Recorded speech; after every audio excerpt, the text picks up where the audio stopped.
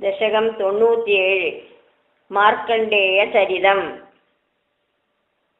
ത്രൈഗുണ്യാഭിന്നരൂപം ഭവതി ഹി ഭുവനേ ശീലമദ്യോത്തമം യജ് ജ്ഞാനം ശ്രദ്ധാ ച കർത്താ വസതിരപി സുഖം കർമ്മ ചാഹാരഭേദഃ തക്ഷേത്രത്വന്നിഷേവാദിതു യദിഹ പുനഃ തത്പരം തത്തു സർവം പ്രാവുങ്ങൈഗുണ്യനേഷ്ടം തദനുഭജനതോ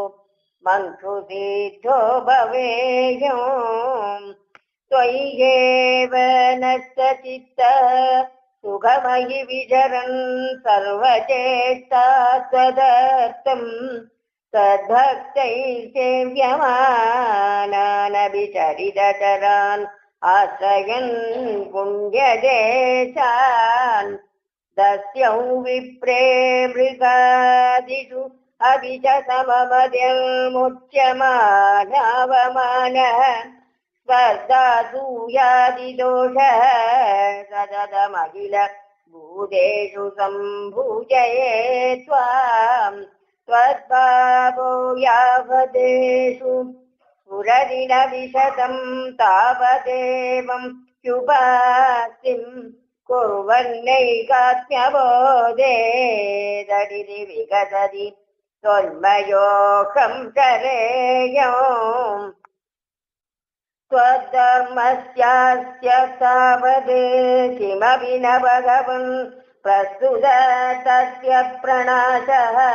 तस्मात् सर्वात्मनैव प्रदिश मम विभो भक्तिमार्गं मनोज्ञम्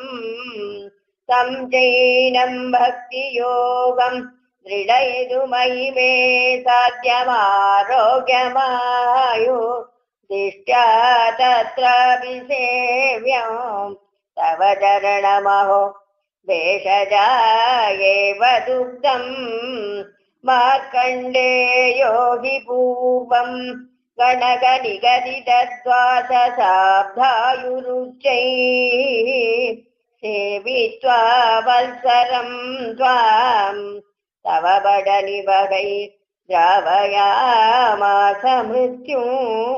मार्कण्डेयचिरायुः सगलु पुनरपि त्वत्पर पुष्पभद्रादे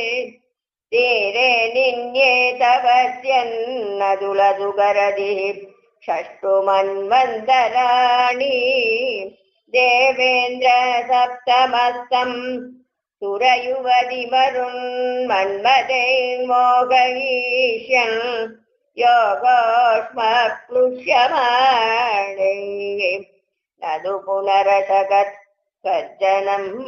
निर्जयेत्कः प्रीत्या नारायणाख्यः त्वमदनरसः प्राप्तवानस्य पाशं तुष्ट्या तोष्णूयमानः सदु विविधवरैलोभितो नानुमेने द्रष्टुं माया त्वदीयां किल पुनरवृणोत् भक्तिवृत्तान्तरात्मा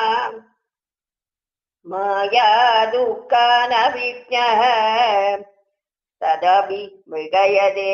नूनमाश्चर्यहेतोः यादे त्वय्याशुबाधा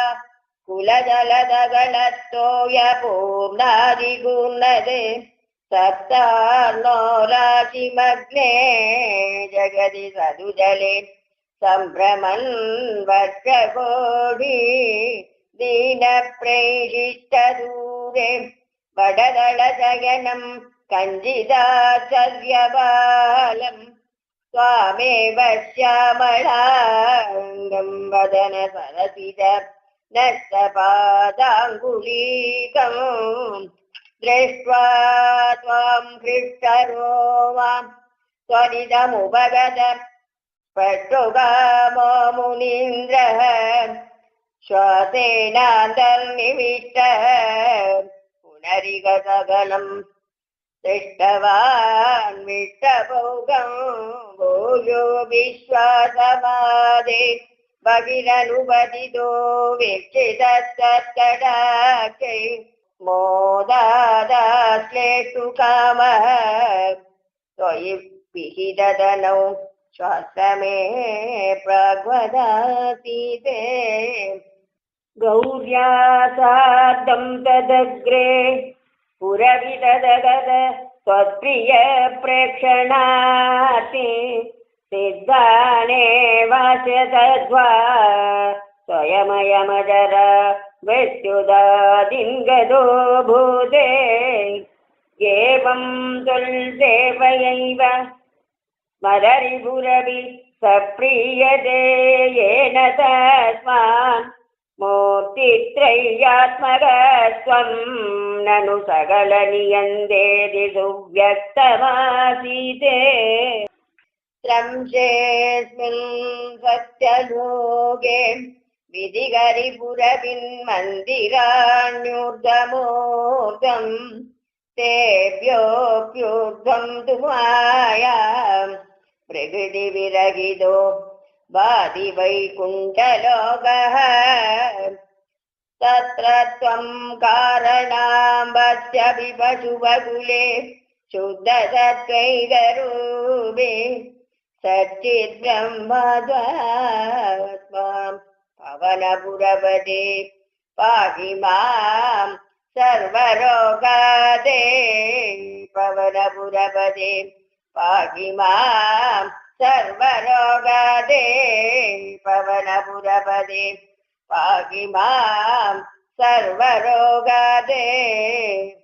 करारविन्देन पदारविन्दं मुखारविन्दे विनिवेशयन्तं पडस्य पत्रस्य पुडेशयनं बालं मुकुन्दं मनसान्तरामि ॐ श्री सच्चिदानन्दमूर्तये नमः। सर्वत्र गोविन्दनाम संकीर्तनं गोविन्द गोविन्द।